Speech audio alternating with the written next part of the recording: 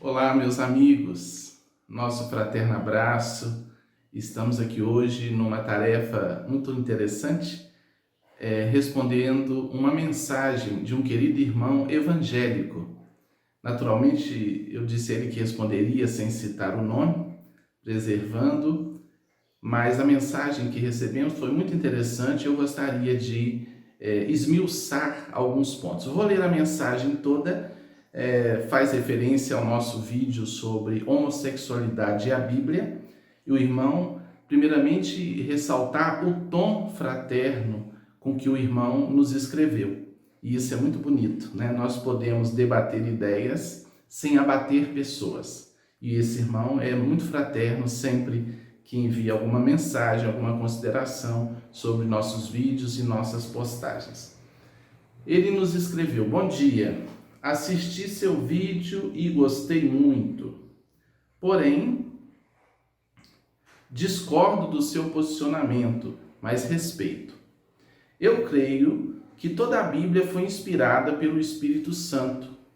Tanto é que Sodoma e Gomorra foi destruída pela promiscuidade sexual, sendo o principal a homossexualidade. Eu vou ler toda a mensagem, depois a gente vai comentando, né? Quando nós cristãos evangélicos e católicos condenamos a prática homossexual, não estamos sendo homofóbicos em pregar a verdade bíblica. Na realidade, serei condenado pelo Cristo quando deixo de amar o meu próximo, seja ele hétero, homossexual ou bissexual. Os 10 mandamentos de Moisés, Jesus os resumiu em apenas 2, que é amar a Deus sobre todas as coisas e ao próximo como a mim mesmo. Tenho um filho homossexual assumido. Amo ele do fundo do meu coração como pai cristão, mas jamais vou ensiná-lo que a prática homossexual seja aprovada por Deus. Caro professor, amar o próximo não significa concordar e aprovar o pecado. Hoje vejo alguns poucos líderes eclesiásticos sendo massacrados por pregarem a verdade bíblica, e também vejo a maioria dos demais líderes religiosos deixando a verdade genuína cristã de lado por estarem preocupados em contrariarem o politicamente correto. Jesus nunca preocupou em ser politicamente correto. Numa época que era condenável pelo povo que o homem conversasse sozinho com uma mulher, ele conversou com a mulher samaritana. Numa época que a lei proibia fazer quaisquer atividades no dia de sábado, inclusive trabalhar, ele trabalhou e pregou a palavra do Pai num sábado, bem como curou os enfermos.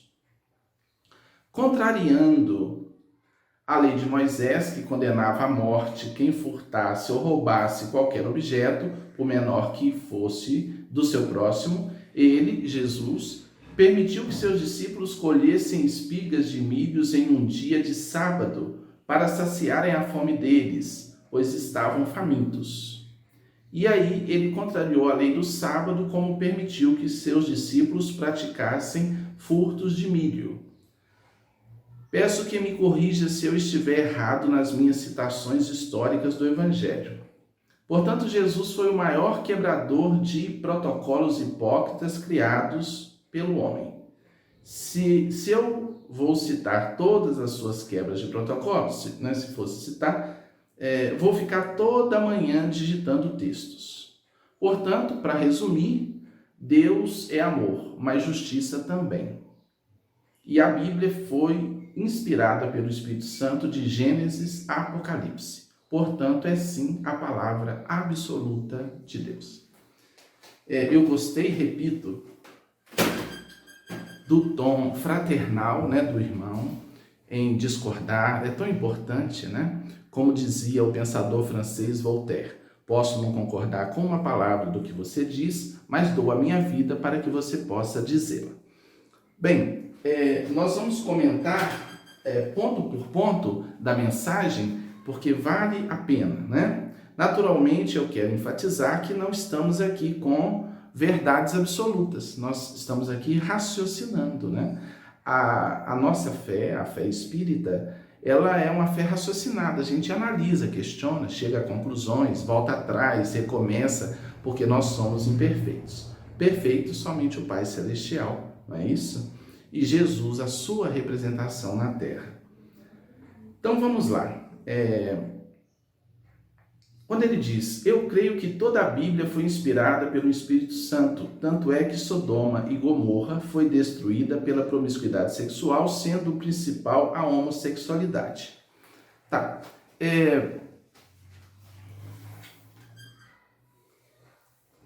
Primeiro, se a Bíblia ela é toda inspirada pelo Espírito Santo, será que a Bíblia, toda ela de capa a capa, é perfeita? Não há incoerência, né? Porque o que é de Deus é perfeito. Fato, né? Nós que acreditamos num Deus perfeito, tudo que sai dele é perfeito. Então, será que a Bíblia, de capa a capa, esse livro escrito ao longo de 1.600 anos, através de diversos autores, que foi reunido esses livros, 66 a protestante, 73 a Bíblia católica, em determinado momento a igreja reuniu esses livros, né? A igreja, primeiramente a igreja romana, depois Lutero faz a reforma, retira alguns livros e surge a Bíblia protestante, livro que foi traduzido, né? Igual hoje você encontra palavras na Bíblia condenando o espiritismo, porque no lugar lá, em Deuteronômio 18, onde se fala de feiticeira, eles substituíram alguns autores, alguns tradutores por espíritas, não consultai os espíritas, né? Mas lá nos textos mais antigos era a palavra feiticeiros. Será que isso é a palavra de Deus com essas traduções, essas questões? Eu escrevi um pequeno livro há bastante tempo, A Bíblia Vista com Outros Olhos, saiu pela editora GEC Publicações. Então, esse livro eu acho que está até esgotado, eu pretendo um dia fazer uma reedição dele. E eu pensei algumas passagens da Bíblia, porque se ela é toda perfeita, não pode ter incoerência alguma, né? Se ela é toda ditada por Deus, não pode ter incoerência. No entanto, nós encontramos questões bastante interessantes que nos fazem pensar, né? Por exemplo, em Gênesis, capítulo 1, versículo 31, está escrito, viu Deus tudo o que tinha feito e eis que tudo era muito bom. Então Deus faz a criação e olha e viu que tudo era perfeito, né? Tudo que ele tinha feito e que tudo era muito bom. Porém, em Gênesis 6, capítulo 6, versículo 6, já diz, então arrependeu-se o Senhor de haver feito o homem sobre a terra e pesou-lhe o coração. Então, esse Deus aqui, né, que para mim ele tem elementos míticos, né? São tentativas de falar de Deus, ele vê que tudo é bom no primeiro momento, mas depois se arrepende da criação. Estranho, né? Um Deus criador do universo, então ele faz e depois se arrepende. Então não era bom. Então ele errou na análise daquilo que ele fez. Deus não erra, Deus é perfeito. Então isso nos faz pensar se esses textos não são interpretações humanas sobre a divindade, que é perfeita, né? Bem, mas há alguma incoerência, assim, mais na Bíblia? Eu estou pensando algumas, né? O momento aqui, a reflexão nossa é breve, né? Olha que interessante. Lemos no Antigo Testamento sobre o recenseamento de Israel. Foi feito um recenseamento em Israel, realizado por Davi, o rei Davi. Encontramos duas passagens muito curiosas sobre esse recenseamento na Bíblia, né? As duas passagens retiradas da Bíblia, né? Que é interpretada como a palavra de Deus perfeita de capa a capa. Em 2 Samuel, capítulo 24, versículo 1, confira aí depois na sua Bíblia, né? Está escrito, tornou a ira do Senhor a acender-se contra os israelitas, e ele, quer dizer, o Senhor, incitou a Davi contra eles, dizendo, vai, levanta o censo de Israel e de Judá.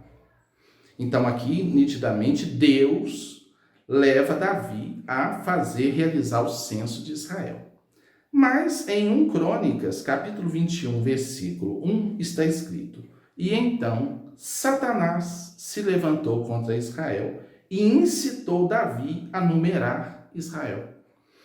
Quer dizer, ou foi Deus ou foi Satanás, né? O fato é que o censo aconteceu, um autor interpretou que Deus levou Davi a fazer o censo e outro autor interpretou que foi Satanás.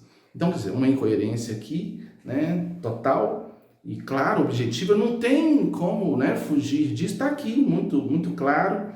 E então, quer dizer, são textos, né? É lógico que a Bíblia tem textos maravilhosos, tanto no Antigo Testamento, principalmente o Evangelho do Cristo, né? O ensino moral do Cristo, que é o que o Espiritismo considera. Agora, pode ter muita coisa em torno do Cristo em toda a Bíblia que não seja coerente. Então, quem disse que a Bíblia, de capa a capa, é a palavra de Deus, são os religiosos.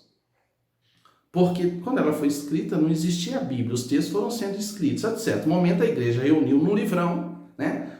Ou que Bíblia significa livros, né? E os religiosos dizem isso, categoricamente. Toda ela é perfeita, não tem equívoco e tal, né? Vamos ver mais alguma passagem aqui, por exemplo. Né? Se eu perguntar para a Bíblia se algum homem da terra já viu Deus, teve um contato direto assim com Deus, vamos ver o que a Bíblia diz. Vamos ver aqui uma passagem. Algum homem da terra já viu a Deus? No Antigo Testamento, deixa eu encontrar a passagem. Tá. Segundo o Antigo Testamento, vários homens viram a Deus. Então, eu apareci a Abraão, Isaque e Jacó. Está aqui em Êxodo, capítulo 6, versículo 3. É Deus falando aqui, né? Eu apareci a Abraão, Isaque e Jacó. Está na Bíblia do Antigo Testamento. Lemos também. E subiram... Então, aqui ficou claro, né? Que Deus, se ele apareceu a Abraão, Isaque e Jacó viram Deus. Fechado? Né?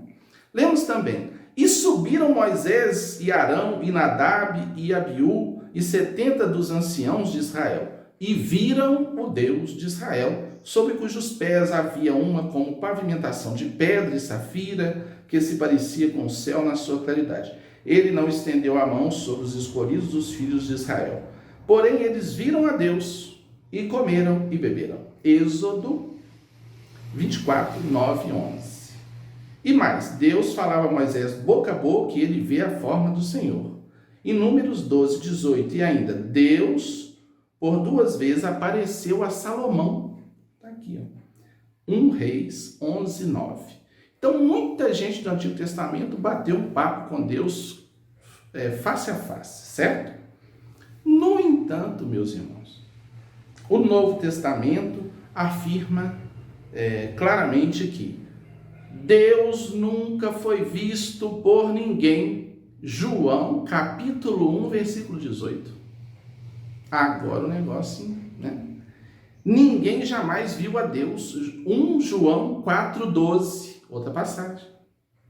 Aquele que nenhum dos homens viu nem pode ver. 1 Timóteo 6,16. Não que algum homem tenha visto o Pai. Então, se a Bíblia fosse integralmente a palavra de Deus, né, Paulo ainda chega a dizer que ninguém pode ver a Deus. Né? Também há um texto paulino, está aqui, deixa eu encontrar aqui.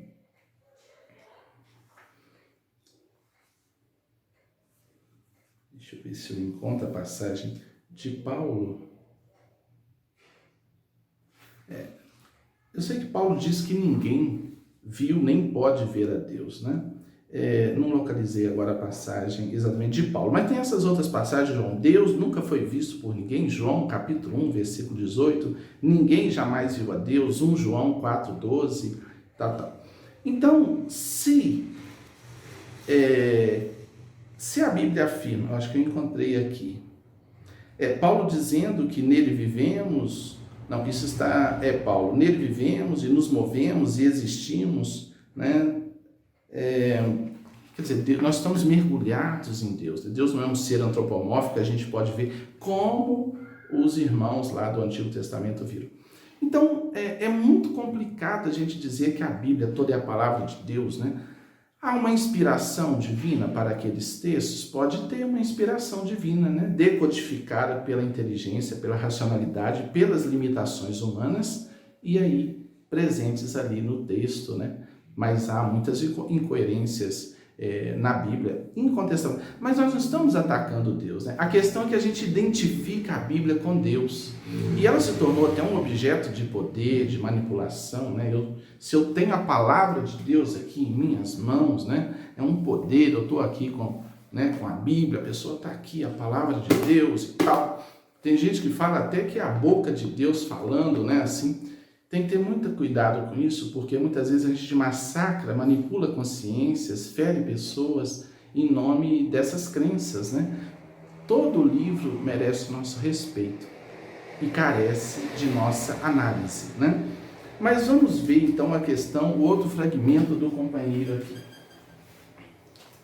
Então ele diz que acredita, né, que toda a Bíblia foi inspirada pelo Espírito Santo, e fala de Sodoma e Gomorra, né? A história que todo mundo conhece, né? Que duas cidades foram destruídas, segundo a Bíblia, pelo poder de Deus. E aí todo mundo fala que é por conta da homossexualidade que existia em Sodoma. Tanto é que a palavra sodomia, que significa relação homossexual, vem de Sodoma, porque existiam lá a célebre passagem, né, que dois anjos visitam a casa de Ló e querem os homens da cidade de Sodoma, querem ter relação sexual com os dois anjos, que certamente eram muito bonitos. E aí Ló chega a oferecer suas filhas virgens para que eles não tocassem nos anjos, mas eles invadem a casa de Ló e os anjos fazem um movimento e cegam, né, aqueles homens bárbaros ali que estavam querendo pegar à força os dois anjos do Senhor. E aí depois, Ló e sua família se retira da cidade, é orientado a ninguém olhar para trás, a esposa de Ló olha e vira uma estátua de sal e tal. Nós temos que ver se esse texto é um texto mítico, se esse texto é um texto literário, né? Mas vamos ver então, segundo a Bíblia, o que comprometia Sodoma, né? Lá em Ezequiel, capítulo 16, falando da infidelidade de Jerusalém, né? Onde aqui o profeta coloca Jerusalém como em situação pior que Sodoma, pior que Samaria. E aí, lá no versículo 49, Ezequiel 16, versículo 49, está aqui. Eis que esta foi a iniquidade de Sodoma. Então, o profeta vai falar, né, os pecados de Sodoma, tua irmã. Listado na lista lá dos problemas de Sodoma, né, que segundo a Bíblia foi destruída pelo fogo que desceu do céu, o fogo de Deus. Primeiro a gente tem que lembrar se isso realmente, se Deus faz esse tipo de procedimento. Particularmente eu não acredito. Eu acredito que Deus construiu a lei de causa e efeito. Tudo o que eu faço volta para mim. Então, se Sodoma tinha problemas ali, é a lei de causa e efeito voltando sobre o povo, né? Não necessariamente Deus agindo diretamente lá, né, o Senhor do Universo, mas a própria lei que ele construiu, né, dando a cada um segundo as suas obras. Então, vamos lá. Primeiro pecado de Sodoma.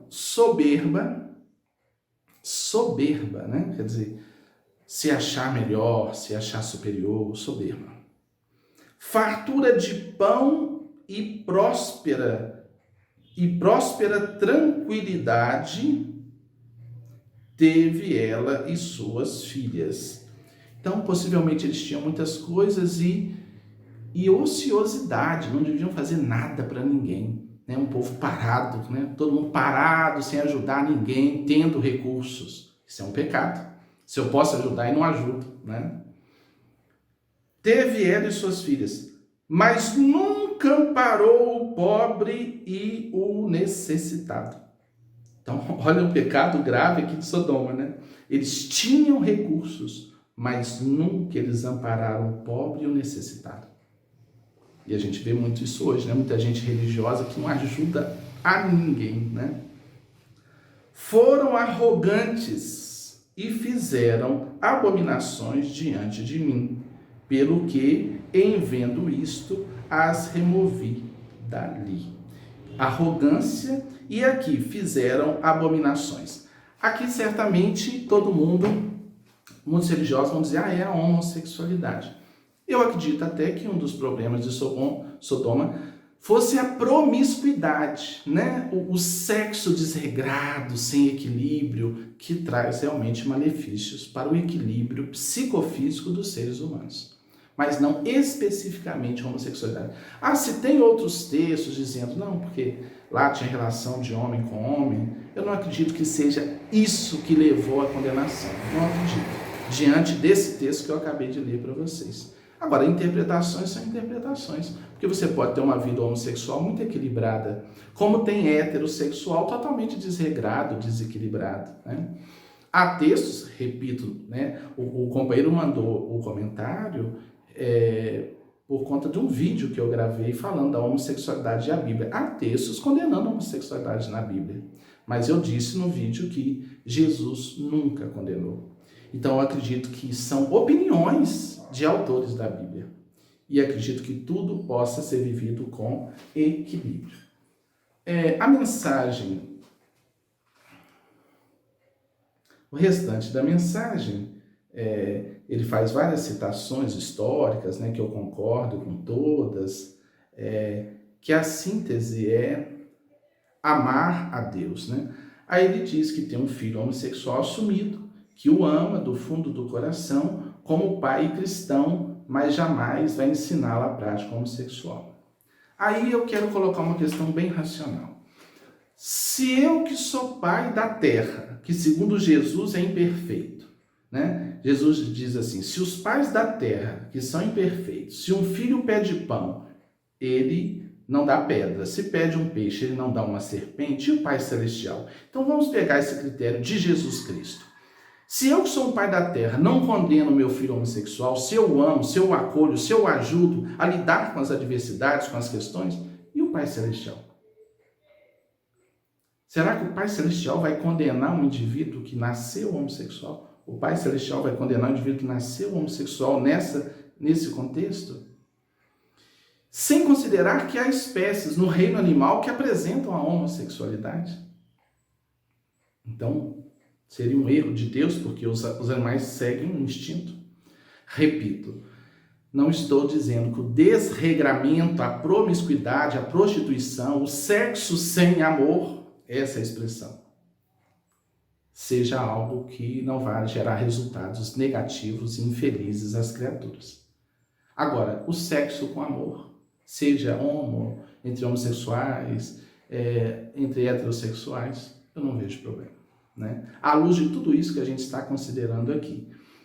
Não a promiscuidade, repito. Então, que bom que você ama seu filho homossexual, né? Que você o acolhe. E eu creio que o Pai Celestial, que é infinitamente melhor do que eu, você, a humanidade inteira e todas as humanidades do universo, porque eu acredito em outras humanidades, ama muito mais que a gente, né? E certamente eles não vão para o fogo eterno do inferno. Porque se Deus enviar um filho seu para o fogo eterno do inferno, ele perdeu o trono da sua glória, da sua soberania, da sua sabedoria, da sua perfeição, da sua onipotência, da sua onisciência. O inferno é um mito, não é uma mentira, que deve ser decodificado pela razão humana e pela espiritualidade. Inferno vem de inferior, é o estado de culpa e de remorso interior que o indivíduo elabora em si a partir de ir contra, de ferir, de transgredir as leis divinas de amor, justiça e caridade. Esse é o inferno. E eu penso que quem condena, ataca os homossexuais está infinitamente mais comprometido perante a lei divina, porque fere aí a lei de amor, que é a lei basilar do universo. Aí ele diz que alguns líderes defendem a verdade bíblica.